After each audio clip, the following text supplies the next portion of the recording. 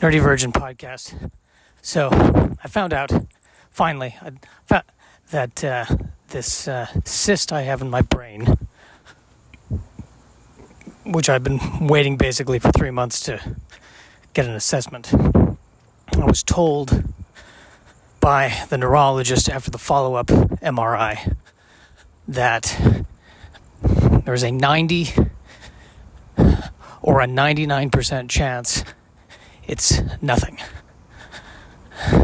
It's a benign cyst. I probably was born with it. Nothing's going to happen. Now, here's the thing. I can't remember if he said 90% or 99%. I think he said 90%. I can't remember. And that's the most important part of the conversation. Basically, the neurologist, who was very good and very thorough, sat me down for a half hour and took me through it. And he said, that we did the initial MRI, then we did the follow-up MRI. There was zero growth. It's the same size, so that's a good sign. There's no way to do a biopsy because it's in the center of the head. So, the only reason to go in would be if we absolutely had to go in. He said that, the metaphor he used was, they say there's a 10% chance of rain in Los Angeles. And then that means there's probably not going to be rain in Los Angeles, but at the same time, maybe there is rain. And if there is, what can you do? I think the bottom line is that the area in which they would have to go it's difficult to get there. So they're not going to want to go in unless they absolutely have to. So he told me I need to do a follow-up exam in a year, a follow-up MRI to see if it's grown or not. So people are asking, do I feel relieved? And I tell them I feel 10% better. Doesn't feel completely over yet. Because he said we'll do an MRI in a year, and then after that we'll do another MRI, and he said after that I'll leave it up to you. Or he was kind of vague about what would happen after that. Basically, I think we're hoping it's 90%. They do seem more relieved now after this second MRI. I think if it had grown in 3 months, that means, whatever it is much more aggressive. But I'm still not 100% relieved because I can't get 100%. It's all clear. And then he went on to get philosophical. He said that the term cured is a marketing term. That, for instance, if somebody has cancer and they're cancer-free for 5 years, they're considered quote-unquote cured. But he knows plenty of people who 8-9 years afterwards, it comes back. So the question is, were they ever totally cured in the first place? And no one knows the answer.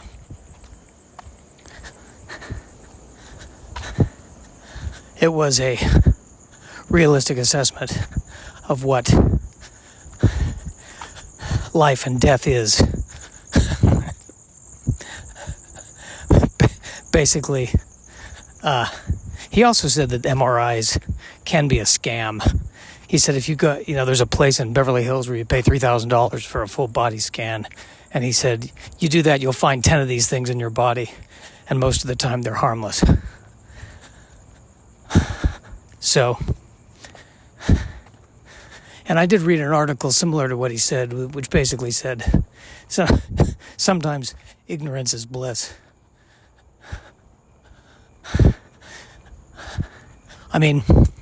Until there's a problem, there's nothing they can do. And even if and when there is a problem, there's still maybe nothing they can do. They can do their best. So here's hoping. It's probably nothing.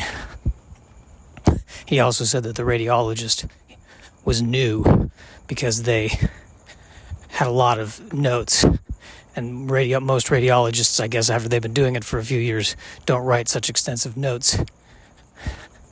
And he thinks that it may have been a little overzealous on their part when they're saying, oh, it could be this, or it could be that, or it could be this, or it could be that. And he's looking at it going, nah, it's fine. So, helpful to know. Maybe sometimes, the guy who actually is the one who drills into the head is the one who makes the final call.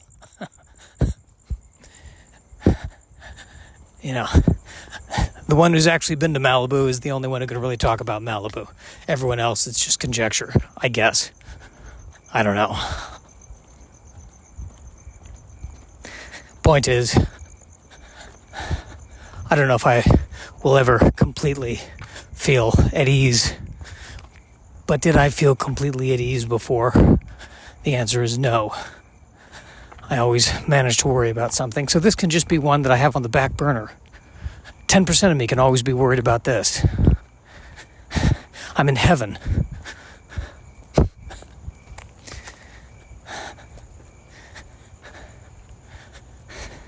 So now I'm asking myself, what's the next shoe that's going to drop? What's the next catastrophe?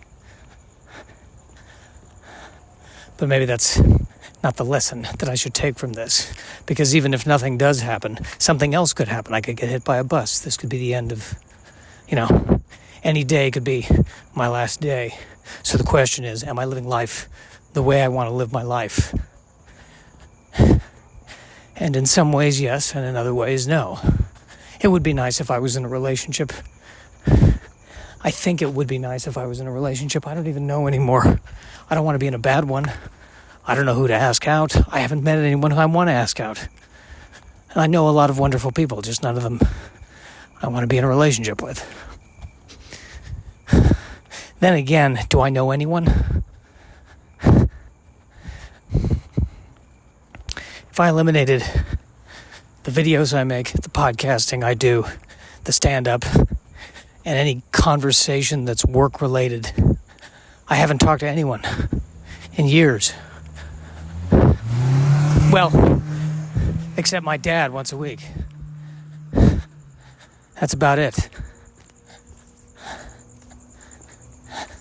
A non-work-related conversation. Maybe I should go to therapy. I don't want to, though. I've done years of therapy.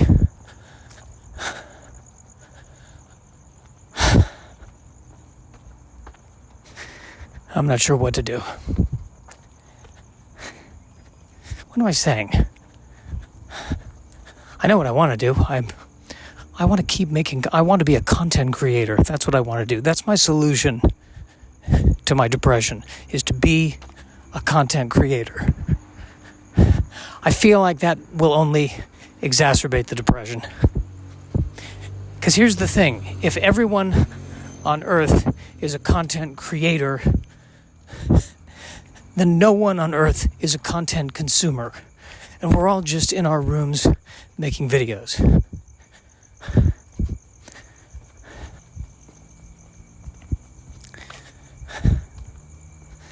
It's fascinating, though, learning about this area of the brain and how much we don't know about how it works. He told me that the future of diagnostics when it comes to this kind of thing is actually genetic testing. Because he said you can't trust your eyes. I really wish I didn't just say that right now, because he went from saying I'm 90% sure it's nothing to you can't trust your eyes. Hence the 90%, not 100%.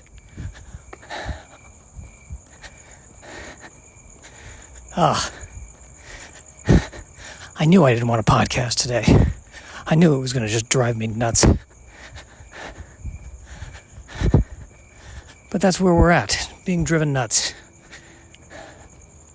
That is where we are at, being driven nuts.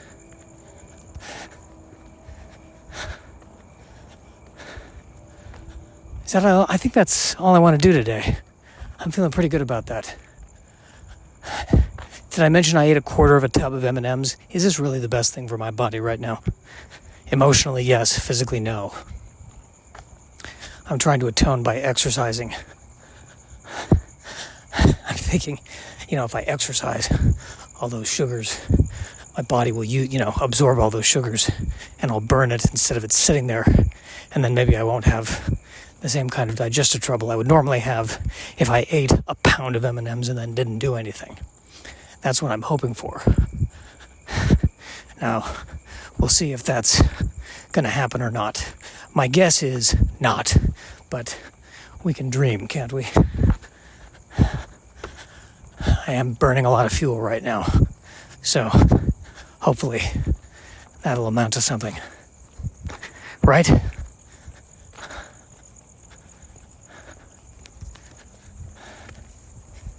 Yeah, it's only been 11 minutes. I'm not going to feel good unless it's a 20-minute podcast. You know what I mean? I'm not going to feel good unless it's a 20-minute podcast.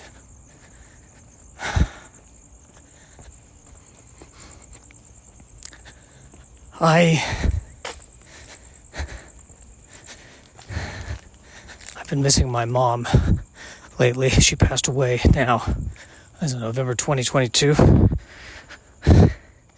So this November it'll be 2 years. I started drawing. I bought a sketchbook and I made some drawings. And I drew her as an angelic energy field in 2 of the drawings. That tugs at the heartstrings. Did I mention this is a comedy podcast? I do miss her. She had no choice but to listen to me. That's what I miss. She was forced by motherly love to listen to me. No one else is forced to do that. There's no other force on earth that is powerful enough to make someone listen to me like she did. You don't know what you have until you don't have it. Pretty sure she said that. I will reiterate, I'm glad she's not around for this old brain cyst thing. That would have freaked her out.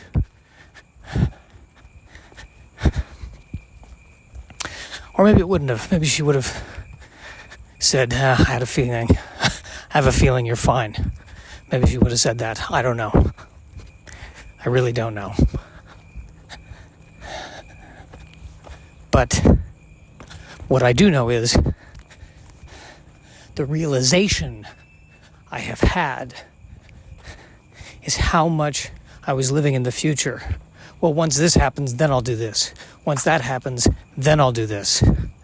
Once I have the career where I want it, then I'll get into a relationship. Well, that's not how the world works.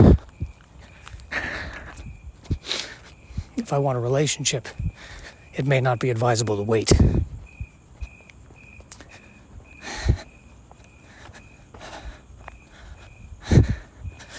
I'm torn.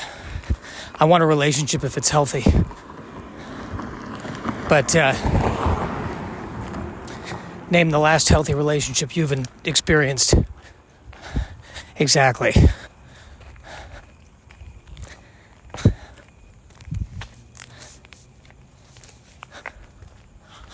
Another thing, too, by the way, with this cyst situation, is he told me very clearly that it's probably not causing the headaches, but I'm still getting the headaches every now and then, and I don't know what's causing them. I read that if they're migraines, there might be certain triggers, lack of sleep, or, I don't know, eating a pound of M&Ms.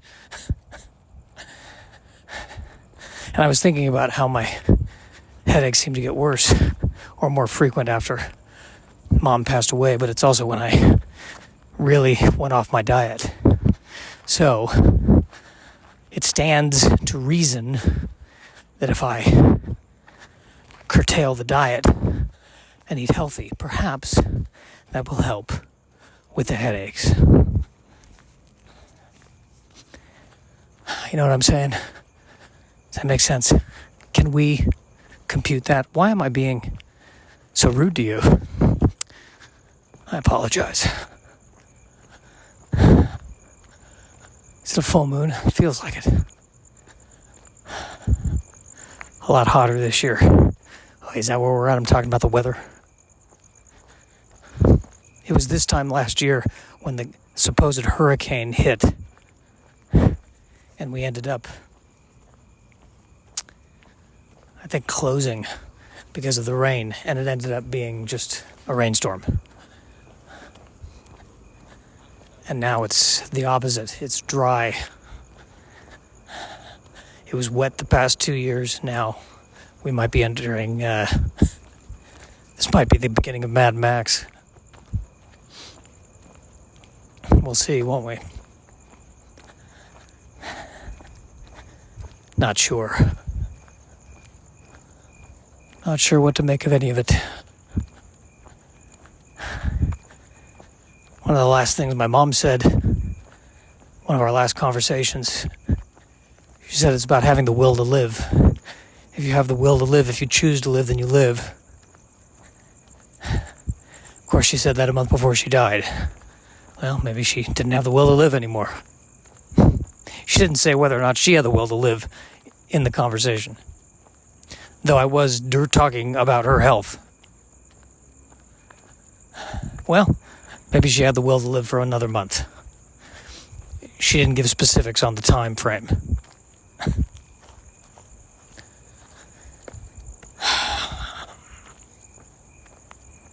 I don't know if she knew she was dying or not. My dad thinks she did because in the middle of the night she was saying, "I'm dying." But I don't know.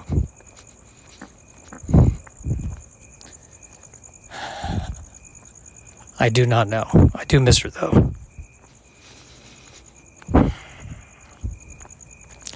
Really don't have anyone else to talk to anymore. People say, if you want, you can talk to me. And I'm like, yeah, but again, you're not genetically obligated to.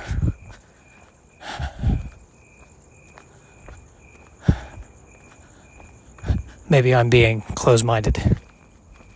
Or maybe I'm being realistic. Either way.